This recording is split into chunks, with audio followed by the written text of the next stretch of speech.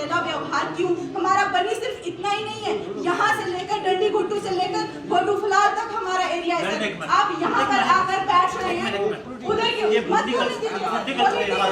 ये सलाह देना चाहता हूँ एडमिनिस्ट्रेशन को कि नेक्स्ट टाइम अगर आपने ऐसे कोई प्रोग्राम ऑर्गेनाइज करने ही है तो आप ब्लॉक दिवस का नाम जो है बदल के बीजेपी ब्लॉक दिवस रख लो। और वो जनता के जो टैक्स के पैसे हैं उनको वेस्ट करने का कोई महत्व नहीं है, क्योंकि आपने देखा कि किस प्रकार उस मैम से जो है माइक छीना गया। वो माइक नहीं छीना गया था, वो फ्रीडम ऑफ स्पीच का जो उनका राइट था कॉन्स्टिट्यूशनल, उसको छीना गया था।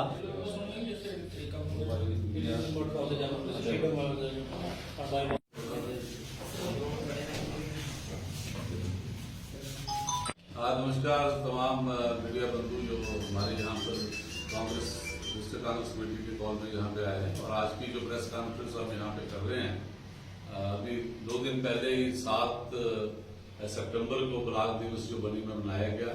और ब्लॉक दिवस की वहाँ पे जो हमारे यहाँ पे डिस्ट्रिक्ट डेवलपमेंट बोर्ड के जो चेयरमैन है Mahan Singh ji, deputy commissioner Kathua, SSP Kathua और एडिशनल डिप्टी कमिश्नर जो बसोली के हैं और तहसीलदार बनी और बाकी तमाम जिले के आला ऑफिसर वहाँ पे थे।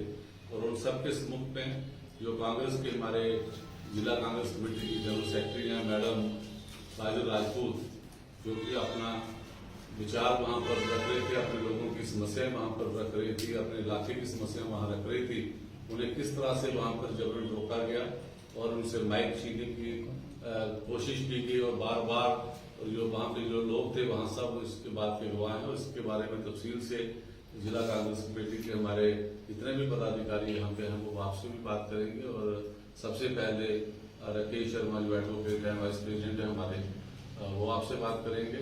और उसके साथ ही हमारे साथ नरेंद्र कुजुरिया जी हमारे सीनियर साथी और वाइस प्रेसिडेंट है अपने डिस्ट्रिक्ट कांग्रेस कमेटी के, KV सरोटिया जी general secretary, bubble Sharma ji हमारे सीनियर साथी और जनरल सेक्रेटरी, हमारे ST के डिस्ट्रिक्ट के चेयरमैन रशीद कोसवाल जी, OBC के हमारे जिला चेयरमैन अपना रजनीश सोत्रा जी, जनरल सेक्रेटरी विष्णु डोत्रा जी, रमन थप्पा जी जो सेक्रेटरी हैं, सोनलाल जी सेक्रेटरी हैं, वरुण जी जो युवा कांग्रेस के हैं, और अपना गुरुदेव जी जो यूथ कांग्रेस के प्रेसिडेंट है। सभी हमारे यहाँ के साथ हमारे यहाँ पे हैं।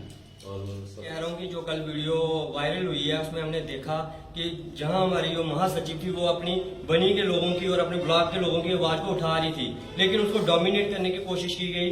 और उस ब्लॉक दिवस में एडमिनिस्ट्रेशन को भी ये कहना चाहता हूँ कि अगर आप आवाज को सुन ही नहीं सकते हो तो आप ऐसे प्रोग्राम ऑर्गेनाइज ही क्यों करते हो? अगर आप जनता की आवाज सुनना ही नहीं चाहते हो तो आप ये झूठा जो ढोंग है इसको मत किया करो पब्लिक में।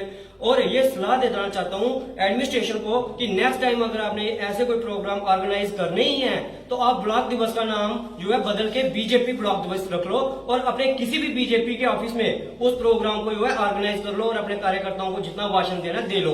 क्योंकि अगर आप जनता की आवाज नहीं सुनना चाहते तो उसका कोई महत्व नहीं है, वो जनता के जो टैक्स के पैसे हैं उनको वेस्ट करने का कोई महत्व नहीं है। क्योंकि आपने देखा कि किस प्रकार उस मैम से जो है माइक छीना गया। वो माइक नहीं छीना गया था, वो फ्रीडम ऑफ स्पीच का जो उनका राइट था कॉन्स्टिट्यूशनल, उसको छीना गया था। मैं यही कहना चाहता हूँ उस एडिशनल DC साहब को जिन्होंने ये इंस्ट्रक्ट किया था कि इनसे माइक छीना जाए, कि एडिशनल DC साहब हमें इतना कमजोर मत समझिए कि आप हमारे नेता से माइक छीनेंगे और हम जहाँ हमारे यहाँ की जनता चुप बैठेगी। ये हमारी एक वो है कि हम किसी से गलत बिहेव नहीं करते कि जो आप में है हम में नहीं है। लेकिन अगर बात आ जाए तो अगर यही बिहेव आपका रहा तो जब हमारा बिहेव ऐसा हुआ तो आप यहाँ पे एक दिन भी टिक नहीं सकते।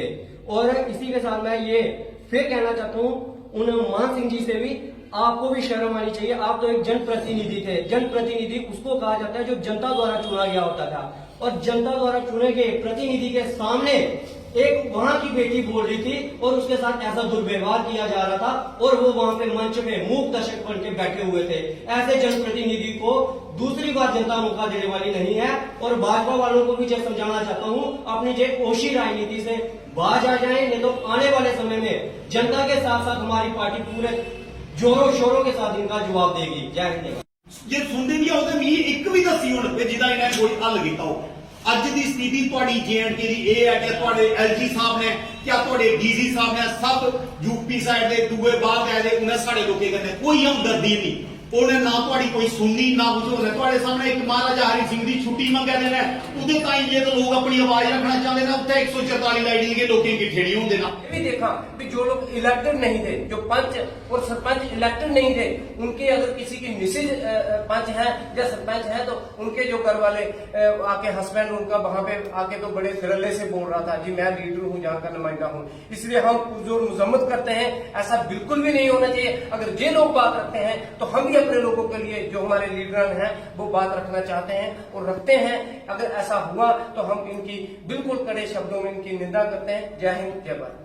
वहां पे बुलाए वो पॉलिटिकल नहीं है, सभी लोग, आज कोई ऐसा आदमी नहीं है जो पॉलिटिकल नहीं है। तो जो पॉलिटिकल आदमी सिर्फ उस राजपूत को टारगेट क्यों किया जा रहा है कि यहाँ पे ये पॉलिटिकल मंच नहीं है।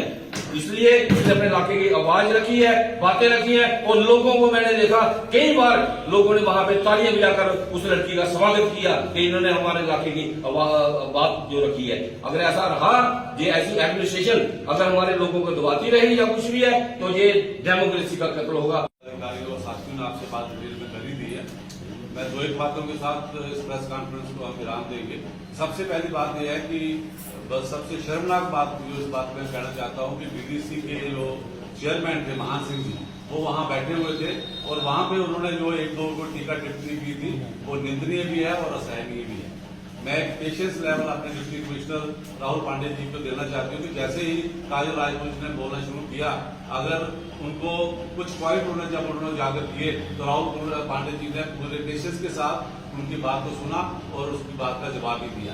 लेकिन जैसे जैसे उन्होंने और बोलना शुरू किया तो तमाम जो वहां पर भाजपा के जो नेता बैठे हुए थे उन्होंने वहां पर टीका टिप्पणी शुरू कर दी और विशेषकर जो तहसीलदार वहां पर जो मौके पे है उन्होंने वहां पे सबसे पहले बाइक छीनने की घिनौनी हरकत की और उसके बाद एडिशनल डीसी ने अपने और ज्यादा नंबर बनाने के लिए डीडीसी के सामने या फिर के सामने बनाने के लिए दूसरे हाथ से माइक छीनने की कोशिश की और बार बार रोका टोकी और कहा कि यहाँ पर सिर्फ चुने हुए प्रतिनिधि बोल सकते हैं।